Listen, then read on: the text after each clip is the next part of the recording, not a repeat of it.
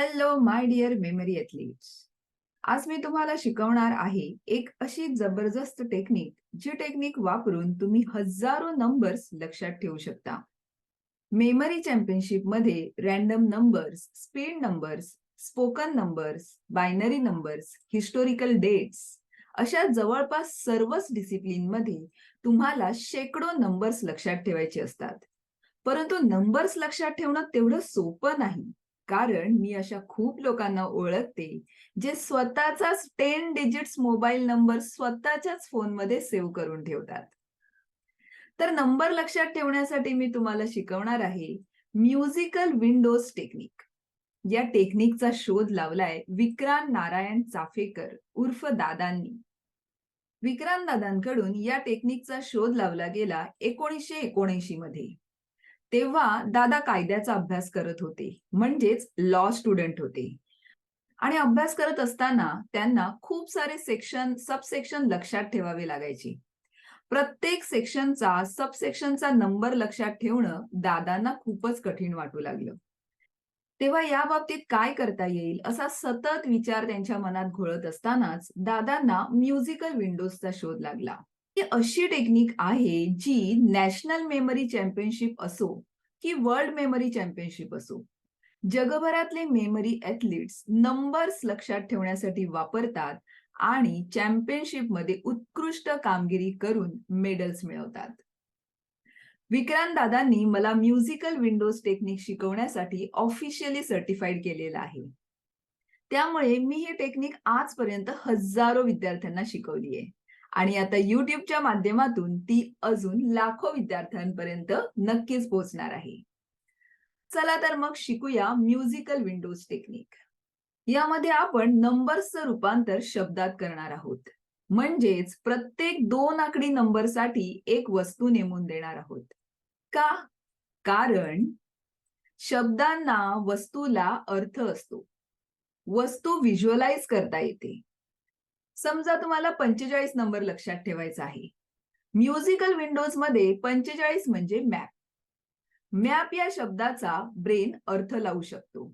Map आपण पाहू शकतो, व्हिज्युअलाइज करू शकतो आणि म्हणून तो सहज लक्षात राहतो.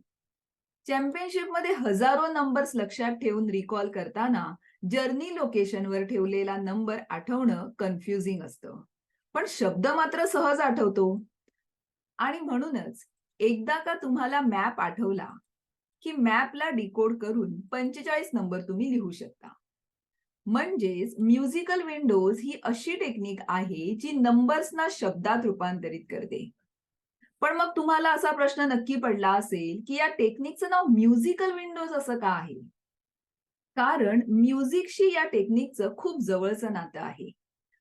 म्युझिक म्हटलं, संगीत म्हटलं, की सर्वात प्रथम आपल्याला आठवतात 7 सूर. सा, रे, ग, म, प, ध, नी. हे 7 सूर आणि म्युझिकल विंडोजचं काय कनेक्शन आहे? नीट समजून घेऊया. मला सांगा, नंबर्स किती आहेत? नंबर कितीही मोठा असो वा छोटा, त्यामध्ये फक्त हे 10 नंबर्सच येतात. 1 ते 9 आणि 0. आणि हेच 10 डिजिट्स एकत्र येऊन मोठमोठे नंबर्स बनतात. व ते आपल्याला अभ्यासात, पर्सनल, प्रोफेशनल लाईफमध्ये, मेमरी चॅम्पियनशिपमध्ये लक्षात ठेवायचे असतात. पण हे नंबर्स ॲब्स्ट्रॅक्ट आहेत. त्यामुळे इतर गोष्टींप्रमाणे आपल्याला चित्ररूपात बघता येत नाहीत. म्हणजेच आजपर्यंत या नंबर्सना अर्थ नव्हता. काही मीनिंग नव्हतं. 1 1 होता, 2 2 होता. पण आजपासून तुमच्यासाठी 1 म्हणजे सा, 2 म्हणजे रे, 3 म्हणजे ग, 4 म्हणजे म, 5 म्हणजे प, 6 म्हणजे ध आणि 7 म्हणजे नी असणार आहे. आता प्रश्न असा आहे, की आपल्याकडे फक्त 7 सूर आहेत आणि नंबर्स मात्र 10 आहेत. मग उरलेल्या नंबर्सचं काय? विक्रांत दादा म्हणतात, सा, रे, ग, म, प, ध, नी या 7 सुरांचा ताल आयुष्यात नसेल, तर आयुष्य बेताल होऊन जाईल. आणि म्हणून 8 म्हणजे बे, 9 म्हणजे ता आणि 0 म्हणजे ल. सा, रे, ग, म, प, ध, नी बेताल. सा, रे, ग, म, प, ध, नी बेताल. आता हे सा, रे, ग, म, प, ध, नी बेताल आहे, याच्या पाठीमागे एक बेस साउंड आहे. स, र, ग, म, प, ध, न, बतल. म्हणजेच काय? स पासून सा बनला, र पासून रे बनला, ब पासून बे बनला, न पासून नी बनला. तर आजपासून आपण सरगम पधन बतल लक्षात ठेवणार आहोत. याचा अर्थ एक म्हणजे स, दोन म्हणजे र, तीन म्हणजे ग, शून्य म्हणजे ल हे आपल्याला लक्षात ठेवायचंय. पण हे हिंदी मराठीमध्ये झालं. आता हेच आपल्याला इंग्रजीमध्ये सुद्धा कन्वर्ट करायचं आहे. आता ही स्लाइड पहा. हे 1 ते 0 अंक आहेत. डाव्या बाजूला फक्त रेफरन्ससाठी सरगम पधन बतल लिहिलेलं आहे. जर हे इंग्लिशमध्ये रूपांतरित केलं तर ते होईल SRG MPD NBTL. अर्थात 1 म्हणजे स आणि स म्हणजे एस, 5 म्हणजे प आणि प म्हणजे पी, 9 म्हणजे त आणि त म्हणजे टी. हे सर्व आपल्याला लक्षात ठेवायचंय. कारण आपल्याला नंबर्सना शब्दात रूपांतरित करायचंय. आणि या रूपांतरणासाठी आपण इंग्रजी भाषेची मदत घेणार आहोत. तर त्यासाठी जर मी तुम्हाला कोणताही नंबर विचारला, तर तुम्हाला योग्य तो साऊंड किंवा अक्षर सांगता आलं पाहिजे. उदाहरणार्थ जर मी तुम्हाला विचारलं, 5 साठी कोणतं अक्षर आहे? पी. किंवा मी तुम्हाला विचारलं 6 साठी कोणतं अक्षर आहे? डी. हा जो काही सेकंदाचा अवधी तुम्हाला लागतोय ना, तो लागू नये व झटकन कन्व्हर्जन सांगता यावं यासाठी आपण काहीतरी क्रिएटिव्हिटी करूया. त्यासाठी इथे मी व्हाईट बोर्ड ओपन केलाय. तर आपल्याला 1 बरोबर लक्षात ठेवायचंय एस. 1 आणि एस मध्ये काय कनेक्शन फॉर्म केलं तर 1 बरोबर एस लक्षात ठेवणं सोपं जाईल. थोडा विचार करा. 1 सन असं घेतलं तर चालेल? सन एकच असतो किंवा 1 स्टार्ट. कारण नंबर 1 पासूनच आपण म्युझिकल विंडोजची स्टार्ट करतो आहोत. सो 1 बरोबर एस लक्षात ठेवणं सोपं आहे. 1 सन, सनचा एस किंवा स्टार्ट म्युझिकल विंडोजची सुरुवात आहे म्हणून एस. So 1 is S. लक्षात राहील? ओके. तर अशा रीतीने आपण 1 ते 9 आणि 0 या सगळ्या नंबर बरोबरचे जे अल्फाबेट्स आहेत ते आपण लक्षात ठेवणार आहोत. आता आपल्याला 2 बरोबर लक्षात ठेवायचं आहे आर. 2 आणि आर मध्ये काय कनेक्शन आहे? जर नीट बघितलं तर तुमच्या लक्षात येईल 2च्या डाव्या बाजूला एक उभी रेषा काढली तर कोणतं अल्फाबेट बनेल? R. So 2 means R. Easy. आता आपल्याला 3 बरोबर लक्षात ठेवायचं आहे जी. काय क्रिएटिव्हिटी करता येईल? 3G नेटवर्क असतं, right? I know 4G 5G पण आता आहे. बट तुमच्या मेंदूला संदेश द्या की कमीत कमी 3G नेटवर्क तर असायलाच हवं काहीही डाउनलोड किंवा अपलोड करण्यासाठी. सो 3 मीन्स जी. राहील लक्षात? 3 means 3G connection. 3G. So 3 means 3G network. Next आहे 4 आणि 4 बरोबर आपल्याला लक्षात ठेवायचं आहे एम. कसा लक्षात ठेवणार?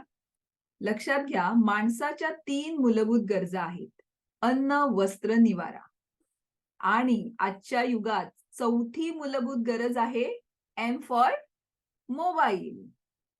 कारण बघा ना, सध्या परिस्थितीच अशी आहे की माणसं अन्न, वस्त्र, निवाऱ्याशिवाय एक वेळ काही दिवस जगतील. पण मोबाईल शिवाय 1 मिनिट पण त्यांना करमणार नाही. बरोबर? So 4 means M. Fourth need is M. आपल्या माणसाची 4थी मूलभूत गरज आहे मोबाईल. सो 4 म्हणजे एम. पुढे जाऊया. 5 बरोबर लक्षात ठेवायचं आहे पी. कसं लक्षात ठेवणार? तुम्हाला माहितीये महाभारतामध्ये 5 पांडव होते. सो 5 म्हटलं की पी फॉर 5 पांडव. सो 5 म्हणजे पी. इझी. आता 6 बरोबर आपल्याला लक्षात ठेवायचं आहे डी. कसं लक्षात ठेवता येईल? आपण आत्ताच 5 बरोबर 5 पांडव लक्षात ठेवलेले. आता पुढे जाऊन 6 नंबरला डी फॉर द्रौपदी. आणि जर का तुम्हाला क्रिकेट आवडत असेल तर तुम्हाला माहिती आहे की सगळ्यात सुंदर सिक्सर कोण मारायचं? धोनी. सो धोनीचा हेलिकॉप्टर शॉट फेमस आहे. माहितीये तुम्हाला? So number 6 means D for Draupadi किंवा डी फॉर धोनी. इथपर्यंत एकदा आपण उजळणी करून घेऊया. सांगा बरं, 1 मीन्स एस, करेक्ट? एस का? कारण वन सन किंवा एस फॉर स्टार्ट, बरोबर? 2 मीन्स आर. आर का? 2च्या लेफ्टला एक रेषा ओढली तर त्याचा आर होतो. त्याच्यानंतर 3 मीन्स जी, कारण 3G नेटवर्क. त्याच्यानंतर 4 मीन्स एम, माणसाची चौथी मूलभूत गरज, fourth basic need, mobile. Yes. त्याच्यानंतर 5 मीन्स पी, का? 5 पांडव होते. त्याच्यानंतर 6 means D, D for Draupadi किंवा D for Dhoni. Yes, well done. आता पुढे जाऊन आपल्याला 7 बरोबर लक्षात ठेवायचं आहे एन. कसं ठेवणार? 7 साठी आपण घेणार आहोत नोज. जरा तुमच्या नाकावरून वरपासून खालपर्यंत हात फिरवा. तुम्हाला लक्षात येईल की तुमचं नाक उलट्या 7 सारखं आहे. बघा हं. समजा मी ही तुमच्या सुंदर चेहऱ्याची आउटलाईन काढली. तर हे आहेत तुमचे डोळे आणि हे आहे तुमचं नाक. कसं आहे? अगदी उलट्या 7 सारखं. तर सोपं आहे. 7 means N. N for nose. आता आपल्याला 8 बरोबर लक्षात ठेवायचं आहे बी. नीट बघा जरा 8 आणि बी कडे. प्रचंड सिमिलॅरिटी आहे. दोघांमध्ये खूपच साम्य आहे. सो 8 बरोबर बी लक्षात ठेवण्यासाठी वेगळी काही क्रिएटिव्हिटी करायची गरज आहे असं मला वाटत नाही. बरोबर? सो नेक्स्ट आहे 9 आणि 9 बरोबर आपल्याला लक्षात ठेवायचं आहे टी. कसा ठेवणार?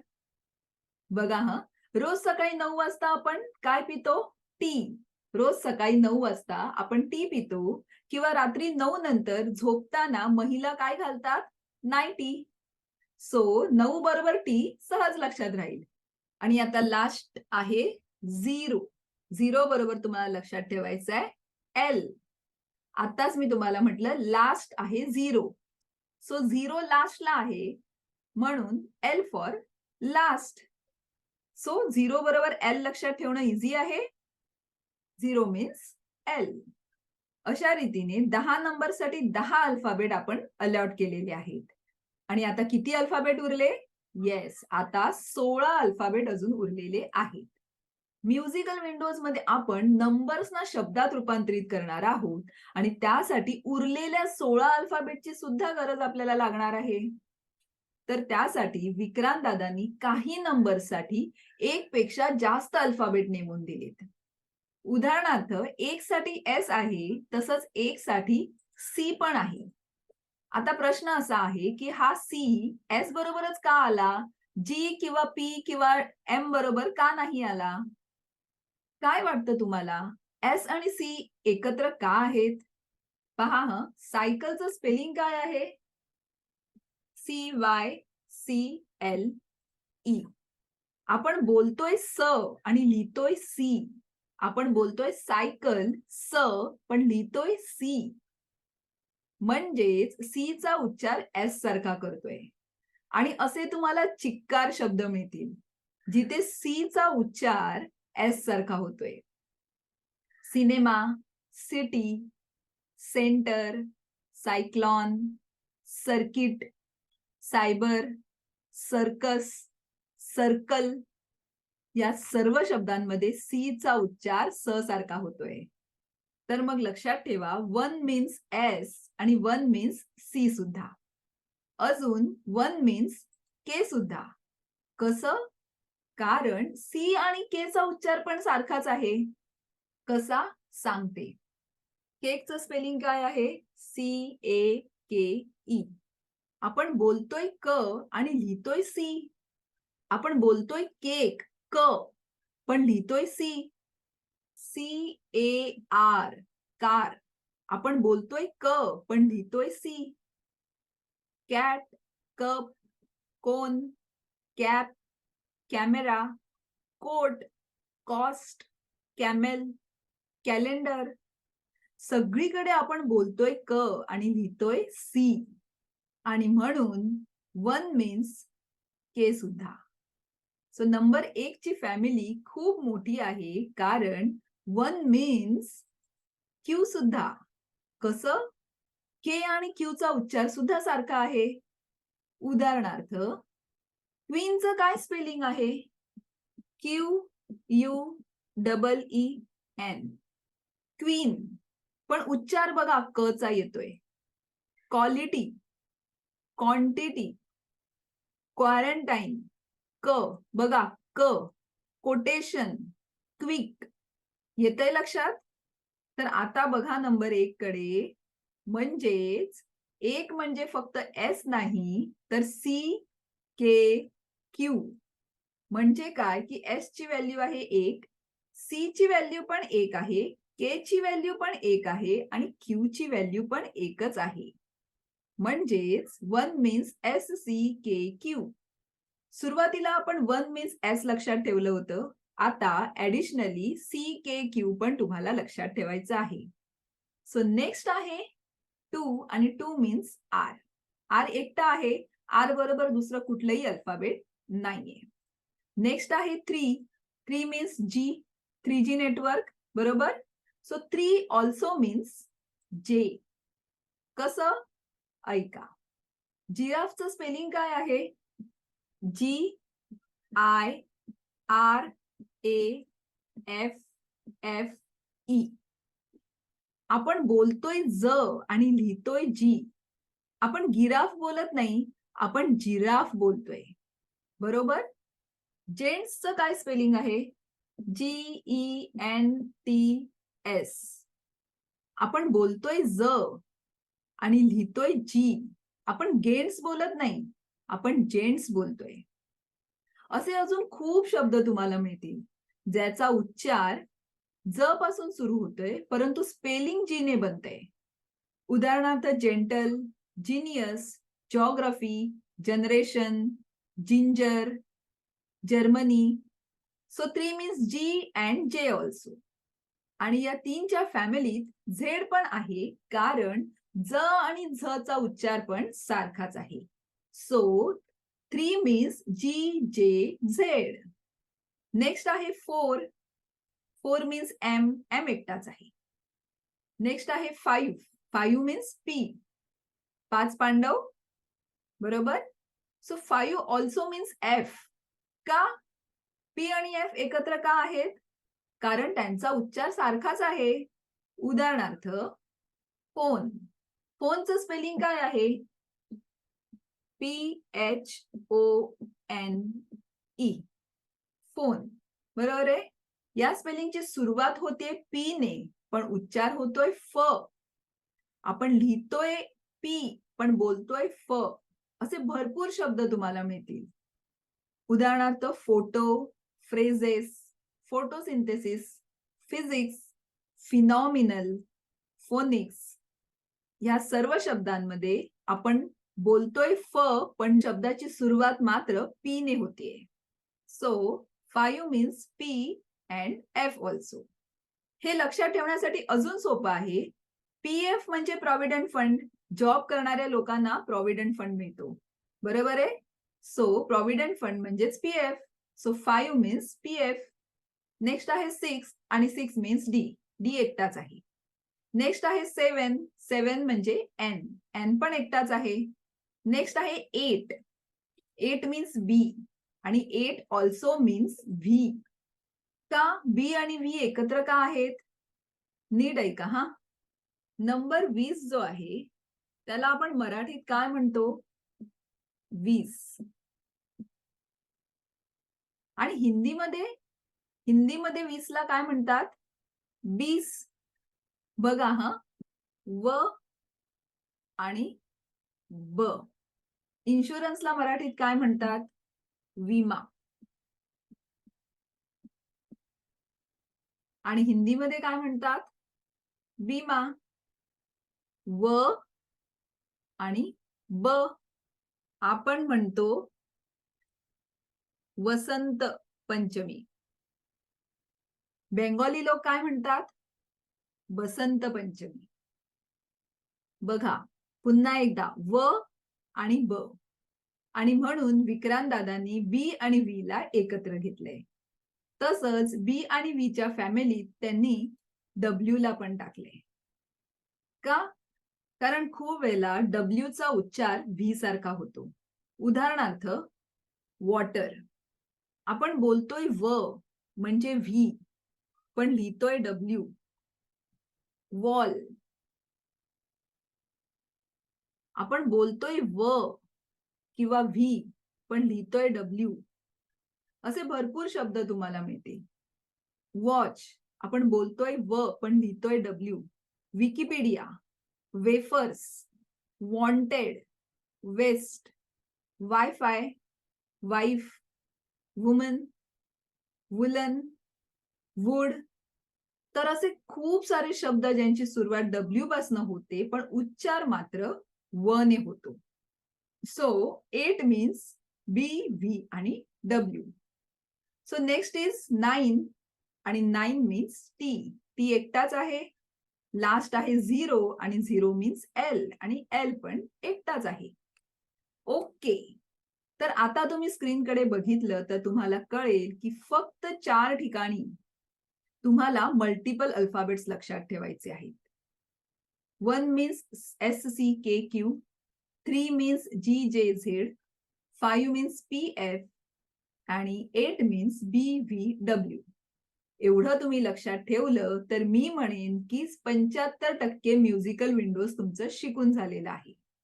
जर कुठे कन्फ्युजन असेल तर पुन्हा एकदा पहिल्यापासून व्हिडिओ बघा, कन्फ्युजन क्लिअर करा व मगच पुढे कंटिन्यू करा. काळजी करू नका, पुढचा 25% भाग समजून घ्यायला अत्यंत सोपा आहे.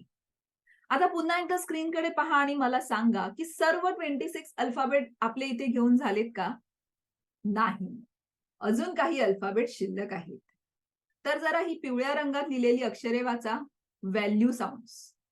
या स्क्रीनवर लिहिलेल्या प्रत्येक अक्षराला व्हॅल्यू आहे. पी ची व्हॅल्यू आहे 5, टी ची व्हॅल्यू आहे 9, जी ची व्हॅल्यू आहे 3, एफ ची व्हॅल्यू आहे 5, डब्ल्यू ची व्हॅल्यू आहे 8 आणि म्हणून त्यांना व्हॅल्यू साऊंड्स म्हणतात. आता उरलेले जे अल्फाबेट आहेत ते दुसऱ्या कॅटेगरीत येतील आणि आपण त्यांना म्हणूया नो व्हॅल्यू साऊंड्स. आणि असे 7 नो व्हॅल्यू साऊंड्स आहेत. त्या 7 नो व्हॅल्यू साऊंड पैकी 5 साऊंड लक्षात ठेवायला एकदम सोपे आहेत आणि ते आहेत AEIOU. इंग्रजी भाषेतील वॉवेल्स म्हणजेच स्वर. म्युझिकल विंडोजच्या सिस्टीमनुसार हे नो व्हॅल्यू साऊंड्स आहेत. राहिलेले 2 नो व्हॅल्यू साऊंड्स आहेत एच आणि वाय. एच आणि वाय वॉवेल्स नाहीयेत, पण म्युझिकल विंडोज नुसार ते पण नो व्हॅल्यू साऊंड्स आहेत. विक्रांत दादांनी एच आणि वाय ला नो व्हॅल्यू साऊंड असं का म्हटलं असेल? याचं कारण असं आहे, खूप वेळेला एच जो आहे ना, तो सहाय्यकाचं काम करतो, म्हणजेच असिस्टंटचं काम करतो. एच ला स्वतःची अशी व्हॅल्यू नाहीये. उदाहरणार्थ, हा आहे के. याला ख करायचं असेल तर कसं करणार? बाजूला एच लिहिला की ख झाला. हा आहे पी. याला फ करायचं असेल कसं करणार? बाजूला एच लिहिलं की झाला फ. हा आहे जी. याला घ करायचं असेल कसं करणार? बाजूला एच लिहिला की झाला घ. हा आहे ट. याला थ करायचं असेल कसं करणार? बाजूला एच लिहिला की झाला थ. हा आहे स. याला श करायचं असेल कसं करणार? बाजूला एच लिहिला की झाला श. संपूर्ण स्क्रीनकडे एकदा नीट बघा. एच कडे नीट बघा. एच सगळ्यांना असिस्ट करतोय, हेल्प करतोय. एक नवीन उच्चार निर्माण करायला हेल्प करतो आहे. अशा रीतीने खूप वेळा एच असिस्टंटचं काम करतो, म्हणून त्याला नो व्हॅल्यू साऊंड मध्ये टाकलेलं आहे. आता वाय. वाय ला का नो व्हॅल्यू साऊंड मध्ये टाकलंय? कारण खूप वेळा इंग्रजी भाषेमध्ये वाय ला आय किंवा डबल ई सारखं वापरलं जातं. उदाहरणार्थ सॉरी. सॉरीचं स्पेलिंग काय आहे? SORRY. उच्चार आहे री. म्हणजे तुम्ही आय किंवा डबल ई सुद्धा लिहू शकला असतात. मग वाय का लिहिलंय? म्हणजेच खूप वेळेला वायला आय किंवा डबल ई ऐवजी वापरतात.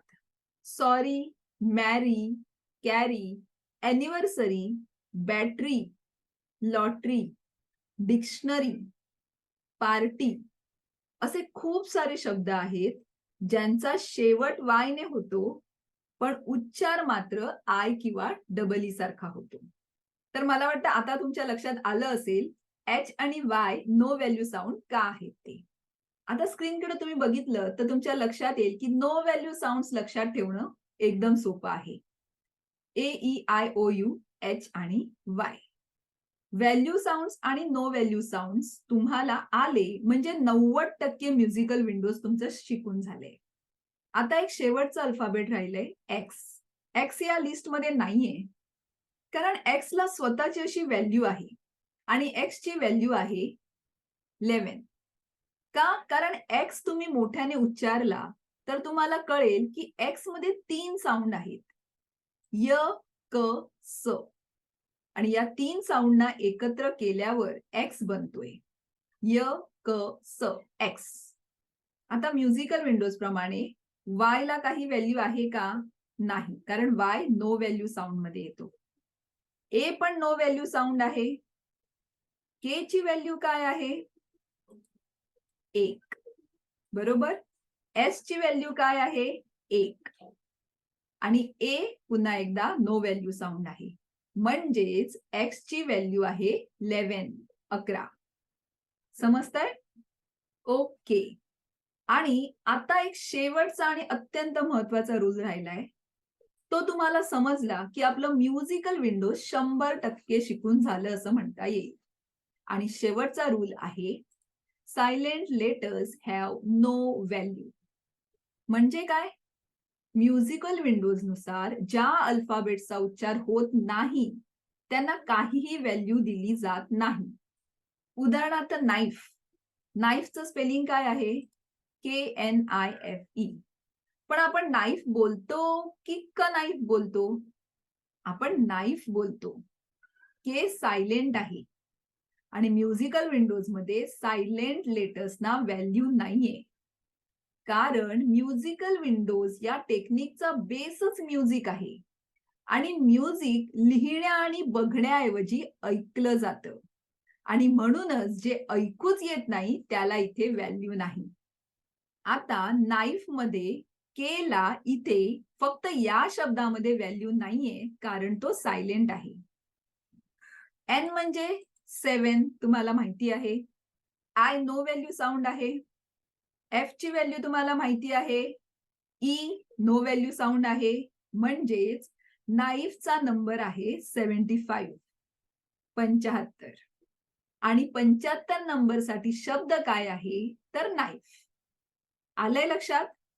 ज्या ज्या शब्दामध्ये सायलेंट लेटर्स आहेत ते लेटर्स त्या विशिष्ट शब्दासाठी नो व्हॅल्यू साऊंड मध्ये तेवढ्या पुरता समाविष्ट करायची.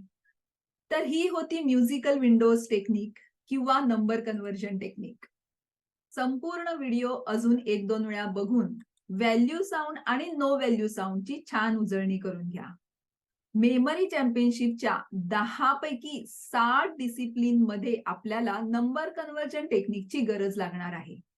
तर जराही आळशीपणा न करता कुठेही वेळ न दवडता म्युझिकल विंडोज पक्क मेंदूमध्ये फिक्स करा. कारण पुढच्या व्हिडिओमध्ये नंबर्सचं रूपांतर शब्दात कसं करायचं ते अगदी सविस्तररित्या मी तुम्हाला समजवणार आहे. पण तत्पूर्वी जर तुमचे व्हॅल्यू साऊंड आणि नो व्हॅल्यू साऊंड डोक्यात फिट बसले नसतील तर मात्र तुम्ही कन्फ्यूज व्हाल. आपल्याला प्रत्येक 2 किंवा 3 आकडी नंबर्सचं रूपांतर शब्दात कसं करायचं ते पुढच्या व्हिडिओत शिकायचंय. आणि एकदा का नंबर्सचं रूपांतर शब्दात झालं की नंबर लक्षात ठेवणं अतिशय सोपं होणार आहे. तर आजच्या या व्हिडिओमध्ये आज आपण इथेच थांबूया. काही शंका असल्यास कमेंट बॉक्समध्ये लिहून कळवा. तुम्हाला तुमच्या प्रश्नाचं उत्तर नक्कीच दिलं जाईल. आणि हो, आजचा व्हिडिओ तुम्ही लाईक केलात का? Thank you. पुढील व्हिडिओ रिलीज झाल्या तुमच्यापर्यंत पोहोचण्यासाठी चॅनल सबस्क्राईब करून बेल आयकॉनवर क्लिक करून ठेवा. आणि तुमच्यासारखंच काहीतरी भन्नाट करू इच्छिणाऱ्या तुमच्या ओळखीच्या मंडळींमध्ये हा व्हिडिओ शेअर सुद्धा नक्की करा. तर लवकरच भेटूया पुढील व्हिडिओमध्ये, कारण तुम्ही आहात मेमरी ॲथलीट आणि तुम्हाला बनायचंय मेमरी चॅम्पियन. Thank you.